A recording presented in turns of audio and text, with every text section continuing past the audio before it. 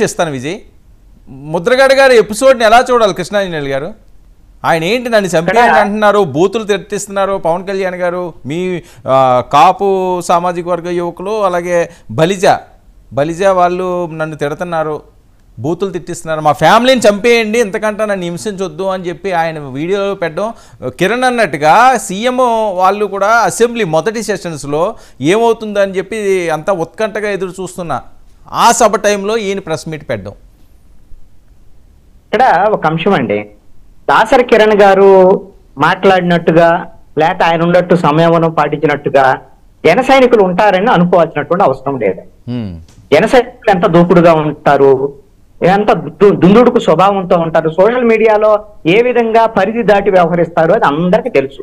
అందుకని వాళ్ళని మనమే కంట్రోల్లో కూడా పెట్టలేం. దాసరి కిరణ్ గారు కూడా కంట్రోల్లో పెట్టలేడు, పవన్ కళ్యాణ్ కంట్రోల్ పెట్టలేడు అని నా అభిప్రాయం. దాన్ని మనం జనరిక్ గా మొత్తం అందరూ కూడా దుందుడుకు స్వభావం కలిగిన వాళ్ళు, దూకు స్వభావం కలిగిన వాళ్ళు, మీరు అందరిని ఒక గాడి కట్టే మాకండి సార్.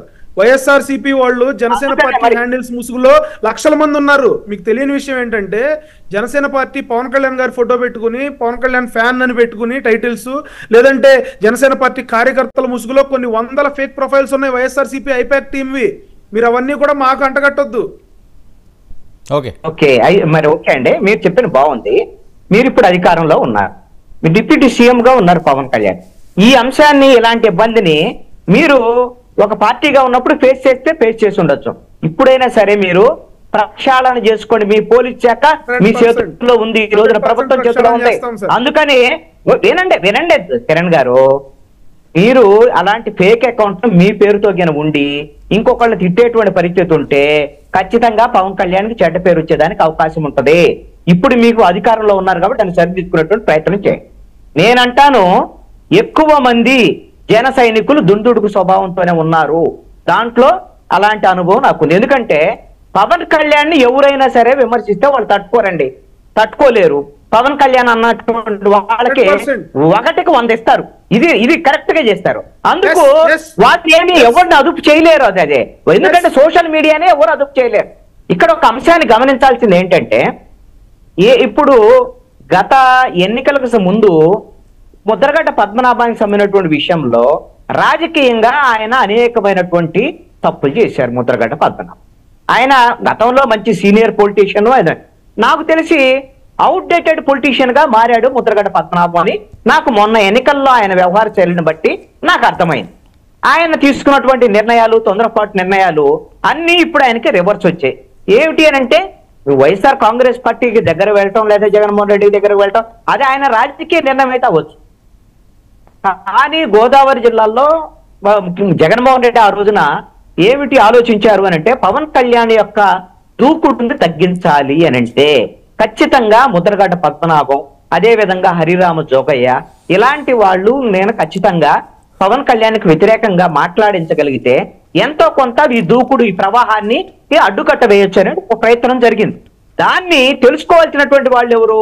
ముద్రగడ్డ పద్మనాభం తెలుసుకోవాలి. అలాంటిది ఎందుకు రాజకీయ నాయకుడుగా జగన్మోహన్ రెడ్డి తన వ్యూహాలు తన పనుతాడు. ఇప్పుడు జగన్మోహన్ రెడ్డి వైఎస్ఆర్ కాంగ్రెస్ పార్టీ గెలిచిందనుకో, ముద్రగడ్డ పద్మనాభం ఏ రాజ్యసభ సభ్యుడో అయ్యేవాడు, లేకపోతే ఏదో ఎమ్మెల్సీ మంత్రి అయ్యేవాడేమో.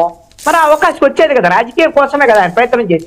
ఇప్పుడు ఓడిపోయింది వైఎస్ఆర్ కాంగ్రెస్ పార్టీ కాబట్టి ఆయన వైఎస్ఆర్ కాంగ్రెస్ పార్టీకి సపోర్ట్ చేశారు కాబట్టి, పవన్ కళ్యాణ్ మీద అనేకమైనటువంటి విమర్శలు చేశారు కాబట్టి ముద్రగడ్డ పద్మనాభాన్ని టార్గెట్ చేస్తారు.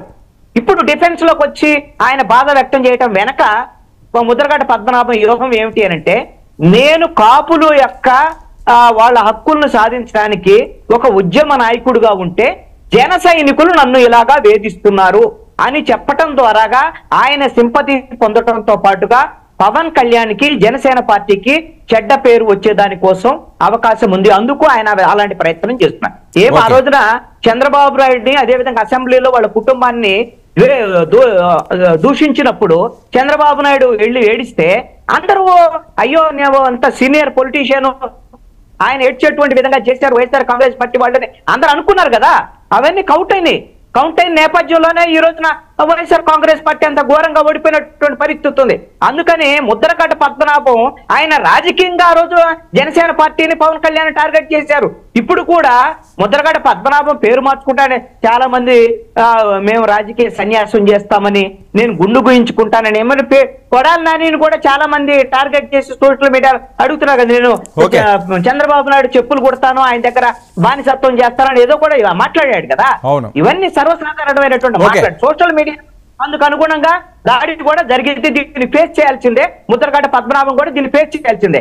అలాగని ఎక్కువగా ముద్రగడ్డ పద్మనాభంని వేధిస్తున్నారు అనేటువంటిది వస్తే అది జనసేన పార్టీకి నష్టం కలిగించేటువంటి అంశం, పవన్ కళ్యాణ్కి నష్టం కలిగించేటువంటి అంశంగానే చెప్పాలి. విజయ్, ఇందాక రామాంజనేయులు అన్న అదే కొడాలి నానికి సంబంధించిన విషయంలో ఈ చిన్న చిన్న కేసుల్లో అరెస్ట్ ఇవన్నీ తప్పంటే, ఇప్పుడు బాధితులుగా వాళ్ళు కంప్లైంట్ ఇస్తారు, అది నిజమో అబద్ధమో తేల్చాల్సిన బాధ్యత పోలీసులు ఉంటది. అది నిజమా అబద్ధం అని తేలిన తర్వాతే చర్యలు ఉంటాయని నేను ముందరే చెప్పాను. ఇక్కడ ఏదో చిన్న కేసులు పెట్టాలి పెద్ద కేసులు పెట్టాలనే ఉద్దేశం మాకు లేదు.